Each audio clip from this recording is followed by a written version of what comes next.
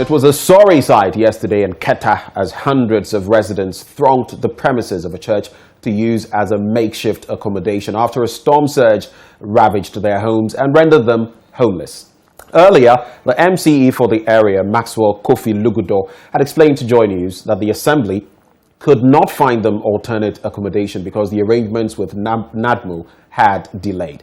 Maxwell Agbagba spent last night at one of the church premises where victims were taking refuge and filed this report. It is afternoon at Salakope and the sea looks calm.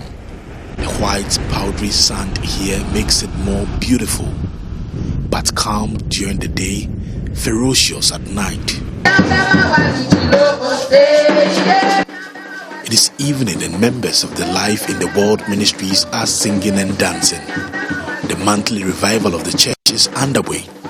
Some of them tell me as long as they have life, they have to be thankful to their Maker. But even as they sing praises and pray, some of the residents who have been forced out of their homes sit outside and pray for church service to be over so they can sleep. The church is now their new home. I've met Davi Agbonato and 60-year-old Susan Tete.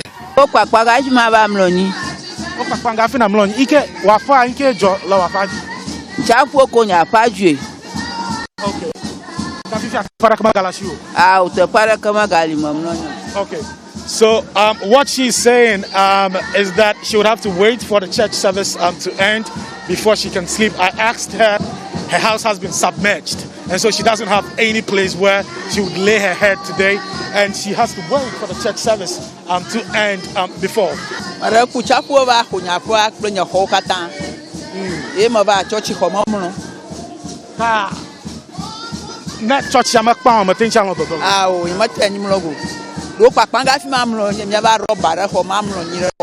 Okay. Well, she says that she would have to wait for the church to close before she would lay her mat and then sleep. And as the church service is ongoing, she would have to wait outside. So that is a real situation on the ground. Togbi Emmanuel Anum Tete is the chief fisherman of Salakope. Part of his building has been submerged and he has been compelled to sleep in the other half. He says residents are yet to receive relief items. We don't have even food to eat. You see, nothing to wear. This is what I wear in the morning since yesterday. My things are in the water. I can't change anything. You see, same thing applies to everybody in the community here. Wisdom Ejia is head pastor of Life in the Lord Church at Salakope. They have some have mosquito nets and some don't, so they have to patch with the others. And after that, after the church, they will bring it. They have hide them, so some are in the church. So after the church, they will bring them out. And it is a difficult task for this Salakope. And now, if you can see, the water have taken away. The sea is far. So with a few days, he came and destroyed all their properties, their houses, and all those things. And now they don't have any place to sleep. And now, if it rains, the other part they have to go to, the rain have taken over that place too. So now we are telling the government to come to our aid, because we need them now. If we are in trouble and they come to us, we know that they are our helpers. Now, if they can't do anything about it, it means that they don't even take care of us, because they are paying their taxes. If they go to the market, if they buy their things from anywhere, they are paying taxes. So with the taxes, we think they can do much more than what we are saying now. Amuchinu community and the community school here itself is also getting its fair share of the devastation being caused by the high tides here in this part of the country. Now, I just want to give you a sense of what the distance between the ocean, the deep blue sea right now, and the school building. Now, this is the school building. It's just about 20 meters away from the ocean. You can just reach the school. Previously, I'm told that previously there were a lot of structures here that separated this school from the ocean. But now, the students, when they are studying, the pupils, when they are studying, when they are in there, they can have a good view of the ocean. What's your name? Right. How far was the sea, was your school from the sea previously? The sea, first time the sea, between the distance between the sea is very far. By this time, the sea is closer to us. Sometimes the sea can even come here, then we can flow through this area. Then sometimes disturb our knowledge. We can't even learn. Oh, wait. So the ocean is causing a lot of distraction in terms of studies here. Yes, sir. So sometimes it enters your classrooms. Sometimes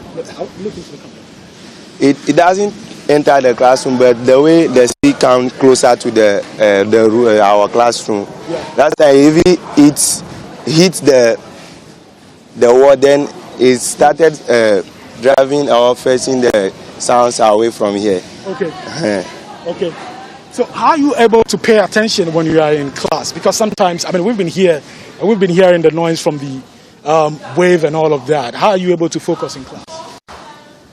And we can't even focus to learn because the way the sea is coming to hit the wall. It hits the wall? Yeah, it hits the wall, and the sun is always disturbing us every day. I speak to the assembly member for this area. He's also here. He's quite concerned about what is happening in this community. The only community school here is facing an imminent threat from the ocean.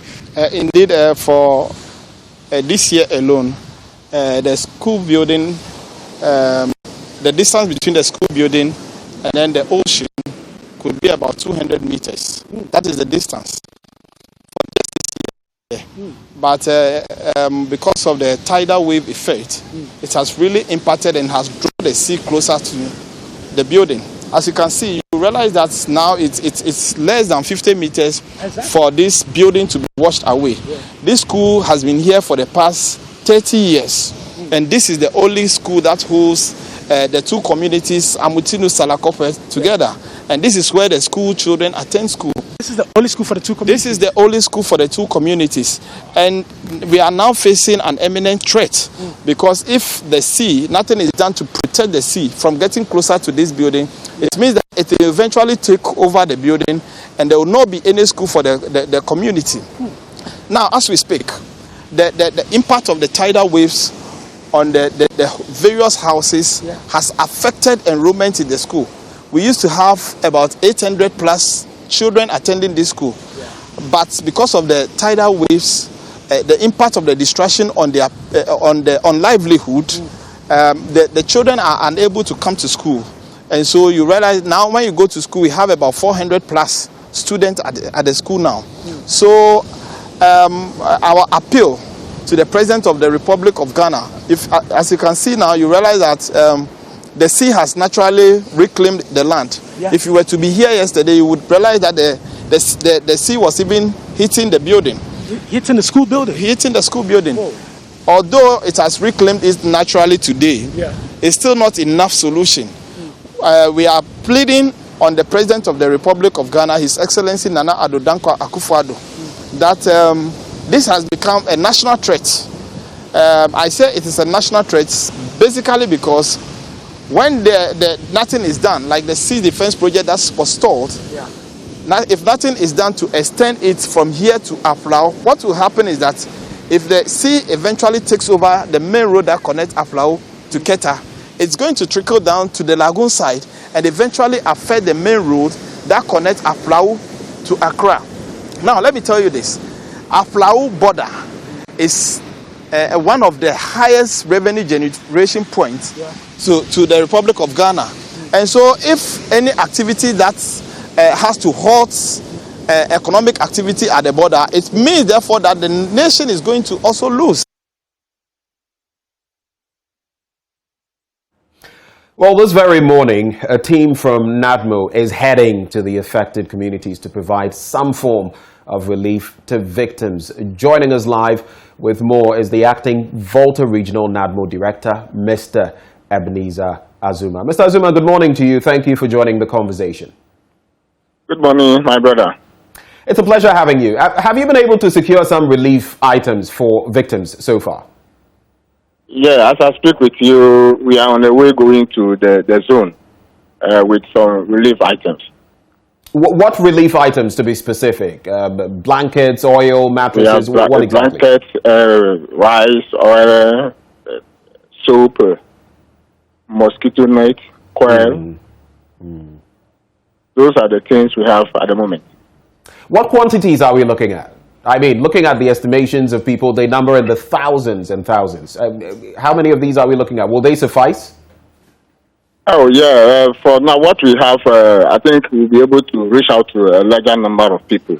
And then aside that, another consignment will also follow tonight from Keta. Keta is on the line of helping. So they will also dispatch their this evening. Right. The Coastal Development Authority. Now, but how many people are you targeting? How many people do you know have been affected that you are targeting? So far, we have 4,000 and over. Right. 4,000 and over.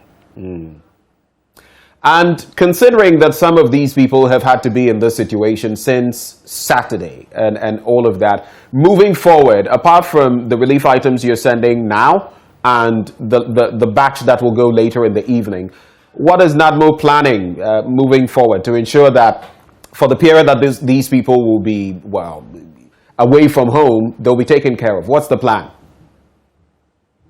Yeah. We'll continue to engage them, look for places,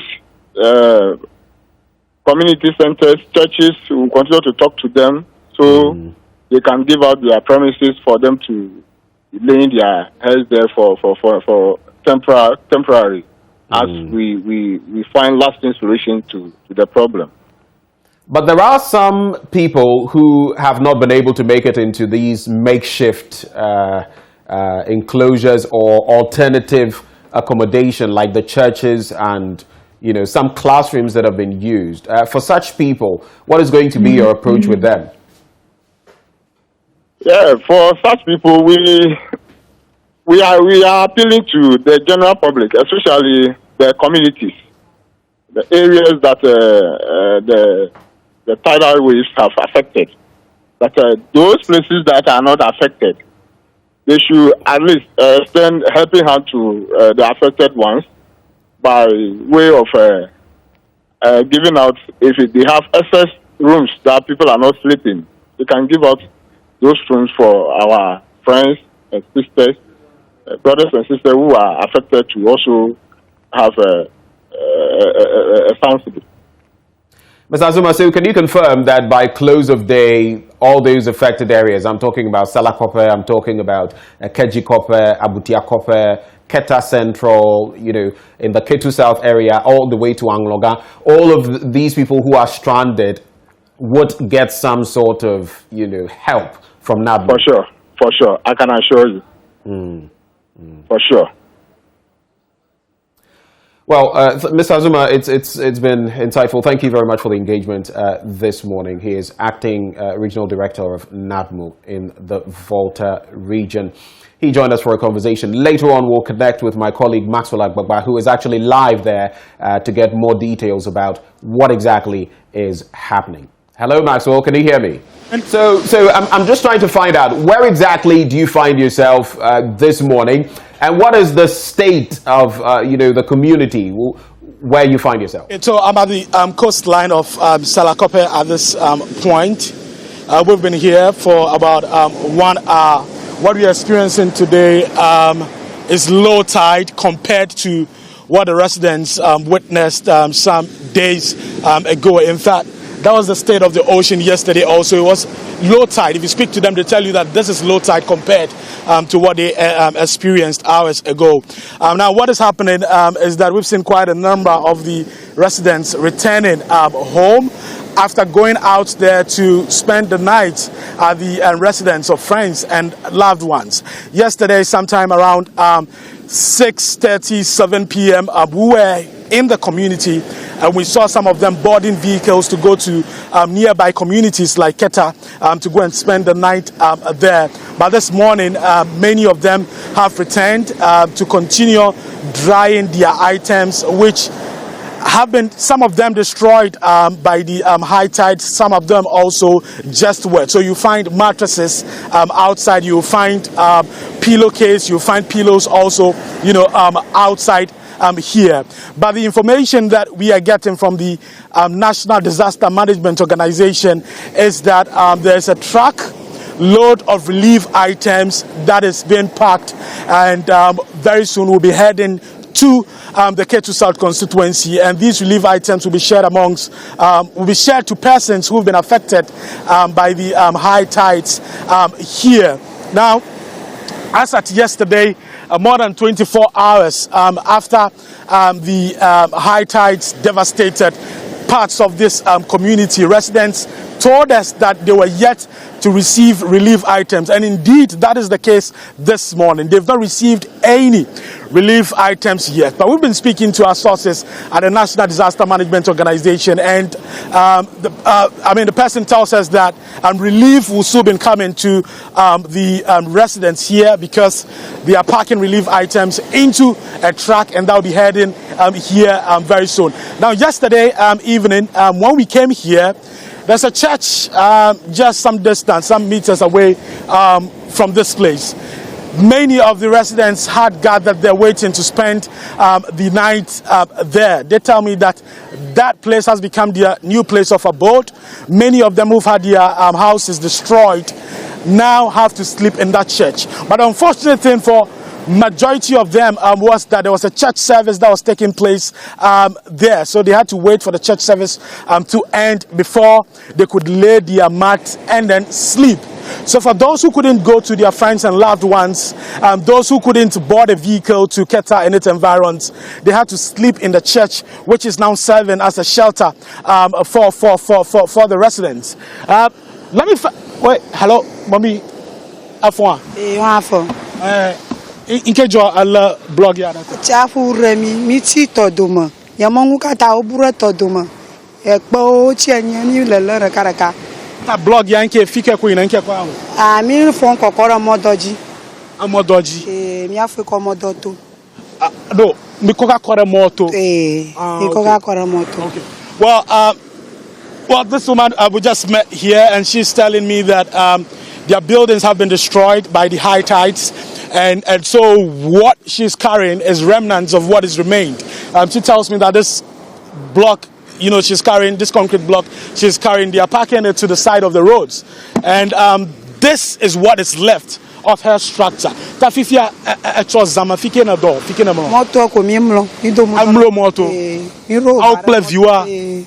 Ichi moto kan. Well, she's telling me that she spent the night by the side of the road, and she's carrying a baby, beautiful baby. And she said they had to spend the night by the side of the road. And this morning she's here carrying this concrete block, remnants of a structure that has been destroyed by the high tides here at Salakope. And you guys here. Inke Gmail or one. Chapo bonami. No para kama galamyeshu okumi bachi jajama hona motora kama etami dakona jiju roba okpere miang. Okay. Well, she says that they are pleading, they want urgent intervention from government to help them with a sea defense of a sort to stop the gradual erosion of their community. Well, another woman also joins me here, Viwema. Never. Va. Okay, well, her baby's crying. What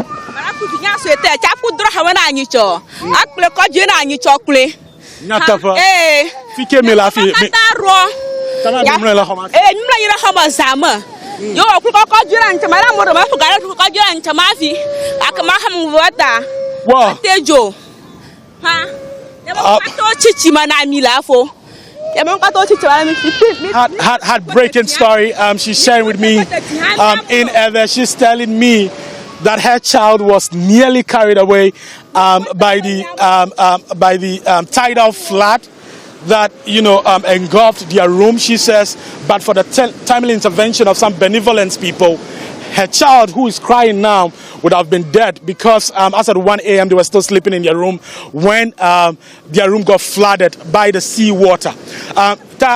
Fikemido.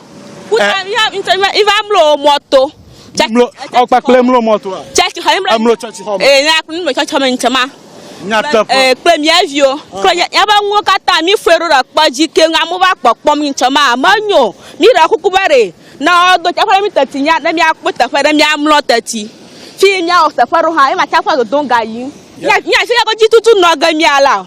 I damn you wrong, ha. Mitra put the Yaira, Dofia, and Tati Haruga Premier view. Afamida Kukusha, Kunami Berry. Me Paramyanchi, Tapo, no Junami. And Yana put the Okay.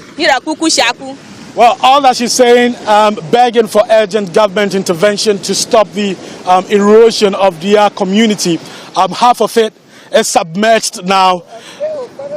The half of it that is left, they are begging for urgent intervention. They say that sea defense is what would solve the problem. So basically, Benjamin Akako, this is what the coastline of Salakope looks like. This is it. You can see the destruction. It stretches all the way. I mean, it's indescribable. Now, you can see there's a boy who is actually there. Maybe a camera technician would zoom in. He's taking a shower in that structure that is there, that dilapidated structure. That structure, part of it, washed away into the ocean. That house washed into the ocean. And now, he has no place to even take a shower. That little boy there now bathing in that broken, dilapidated structure. So that is it. That mirrors the current state of affairs here at Salakope and Muchinu and its environs here in the Keta South municipality. To hand over, I'd just like to find out from you. I'm sure the expectations of the people are high when it comes to NADMO coming their way. I don't know what exactly they would be looking forward to. I was just speaking to the acting regional director of NADMO. But I'd also like to find out from you, since you're still in Salakope, yesterday some bodies were being exhumed, or should I say skeletal remains. What has happened as far as that situation is concerned? I want to know what has transpired, the health risks, of course, in there. Have they completed the exercise? Well, the gentleman, the man who I met there, who was digging the grave, continued with it late in the afternoon. But after he finished digging that grave, we never saw him again. But some of the people I've been speaking to tell me that is what he has been doing since Sunday, trying to transfer some of the remains, the human remains that they have there in that cemetery. I'm talking about a skull and other body parts into another grave, because most of the graves that they have in that cemetery have been washed into the ocean. Part of it has been submerged, and they fear that the entire cemetery will be desecrated, and they wouldn't actually have memories of their loved ones, their ancestors, any longer. So what he tells me is that it's actually a desperate attempt to salvage what is left. And they also tell me that they fear that there could be, a looming health crisis, because what is happening here is that the water from the ocean runs into the cemetery and exposes, the grave itself. Some of them do not have tombs. Some of them were just buried in the grave without tombs. So what it means is that when the water, the high tides rushes there and washes away, it erodes the topsoil and exposes what is in there in that particular grave. And so many of the residents I've been speaking to are quite concerned about the situation, and they fear that this could also lead to some health crisis of a sort here in this community, Benjamin. Thank you very much, Maxwell. We'll connect with you later when NADMO officials arrive to find out what the latest is.